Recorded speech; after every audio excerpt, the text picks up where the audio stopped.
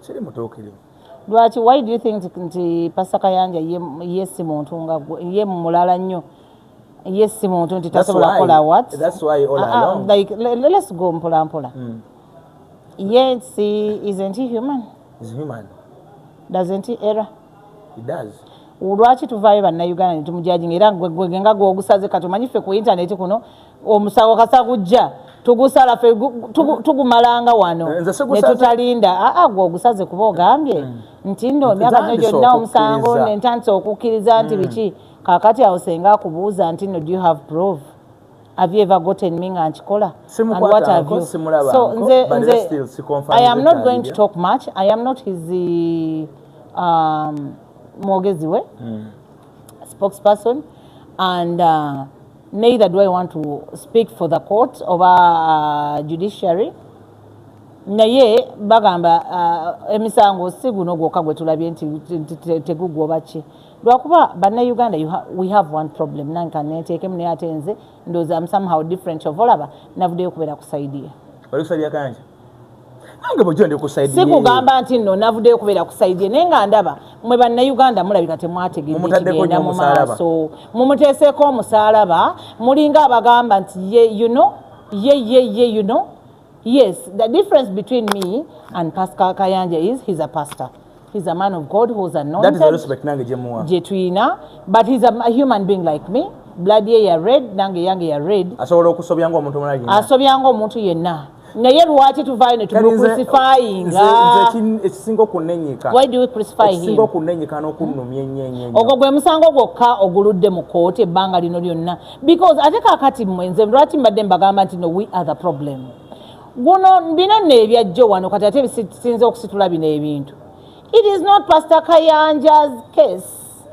It is abakozi aba trans bakuyita kola ky'okusaalimbira or something like that. Yes, abagenda mu faamu ye gwe musango oguli mu kooti oguli versus Uganda ne bali. Right now Pastor Kayanja is in court as a witness. Banange mutegeere ebintu bino. That is why in the Navude Ngamba let me be on his side. Because we are not anti-kakati awo bebana some of the people nga bagala ku proving anti some pastors had connections. Yes. Nebuza mubiri webale nnyo. Naye nga ate forensic reports zino zabadde muka abaali abakozi n'abasumba abamu nga they have some ki nga babakubira amasimu nze kisinga kunnumenyera ekyasize naye kati neebuuza mulokole gwe ofunira wa mu kugwa kwa mulokole munno tendo bwe yayimbira mulokole gwe ofunira wa mu kugwa kwange wano tubadde nga tuba ne issues mu ggwanga mu Uganda wano abalokole abo be bamu bawulira ne bagamba ne bavaayo tusabire ensi yaffe tusabire eggwanga lyaffe lwaki ku kino tebatuula ne basabira ekintu kino okusinga okukuba munnaabwe. That is why nze nalabye nga teri ali ku saidi ye nga abasinga bonna they are crucifying Pastor Kayanja ne ngamba no, I will not be. I will not judge him. I will, because he's also human. He errs. Nanga I cannot judge Pastor Chiganda. Sorry, Pastor Kayanja. The pastors who are putting in money olina atumya ne press conference ngande n'abakozi bete aludde tabasaso aludde no bawa ne kumusalachi amaze emyaka emeka wali abanya n'emyaka ebiri yasobodo funa emitwale 10 zewadde banna mawuli ayise press conference alumbe Pastor Kayanja webale nnyo. Really? Kati gwobera mulokole muki right ogenda ku mazivi n'osabira yes kubanga mwenna kiba kibali awamu ng'abalokole ng'abasumba wekibanga kituufu naye gwe you're even calling press conferences, you're even doing what, you're even on your TVs, you reporting updates buli kaseera katubalaga bibadde mu kooti katubalaga bigenze mu kooti temulina birala bye muteekako you people. Banange I'm so pissed by that, you know. Fenna Yesu Kristo aliwa atumala fenna temukayanira abantu temuna improving namwe mwine ensobi ezammwe webale nnyo tutandika okuleeta ebyabwe bwe tugamba nti kujjeyo byama byabasajja tuleete ebyama byammwe nammwe abeefuula bali holi nnyo tubireete kuba tubakoleddemu tubamanyi tuleete ebyama byammwe naffe nanda tutandika obikola kyatawo we mututwala we mwagala otutwala tukimanyi muyina amamundu tukimanyi muyina amaki naye amaanyi ge muteeka ku musumba Kayanja gaki ebisiyaga abiri abaana bammwe yali abibaliddeko yes go yayogera baali bakimuliddeko ababogera bali babibaliddeko ate no kati waliwo ka video ke nalaba nga balaganga abo abasumba abo bali mu lutalo abo nga bakubira abavubuka bali anti ne video nze audio naziwulira nako kakati ente ezo simanyi muzikole mutya kakati yazze biki kale eddoboozi lyemmanyi amaloboozi gemmanyi basajja mmwe mweyita bakatonda neyo oba nchogere I don't know you're bad people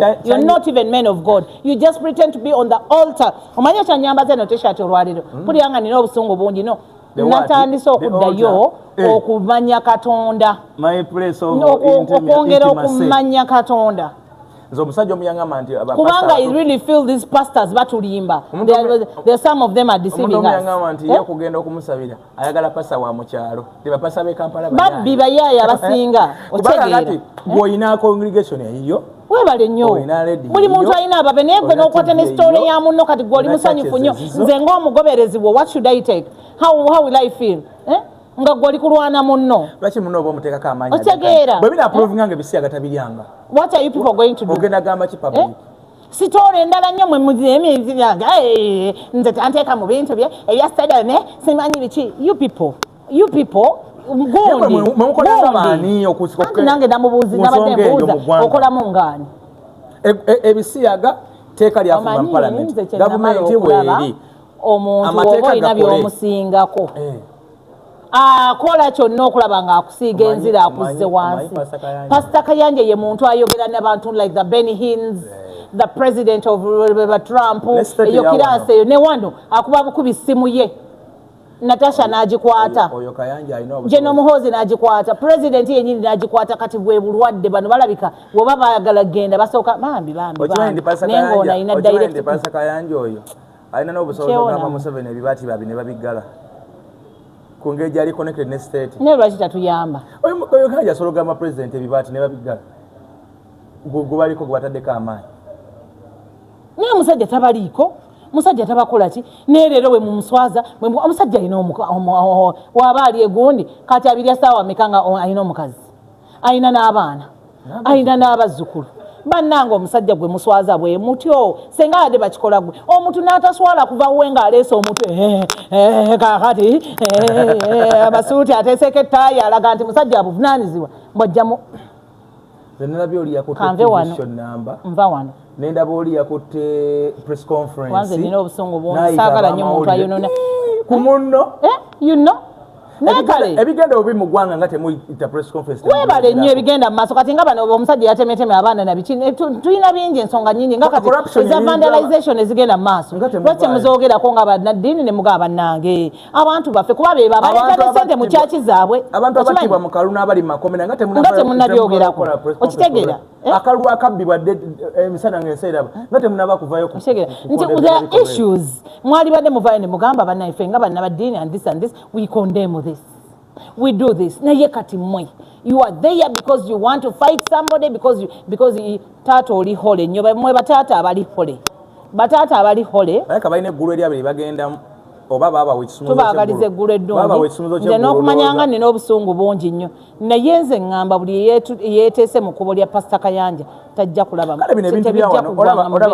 olaba pasita ani ono waawano ku bbiri pasita wakubbiri oyo ono gundi kakande bamuyita nabbi w'obulimba naye abavaako akola bibye talina gwanyega naye temusirika ne mubanga buli mwakola bibye gefuba kulaba nti kyaki ebeera y'amaanyi abantu okoze otya okuteeka mu bintu by'abantu kwegamba you know if it is a business gwokoze otya okulaba nti business yo oleeta bakasomosika bakasoma abapya giyiyize ate nze we nayagaliranga nnyo n'omusumba eyakola ki abizaayo waliwo oyo yiganga afudde naye okumanyanga oyo omusajja alina omutima mubi ojjukira pasita yiganga afudde nakola press conference yamangu twamugamba alikekola kino twamugamba kati mulaba kubanze mpulira obusungu musajja nze mweraba nange nvudde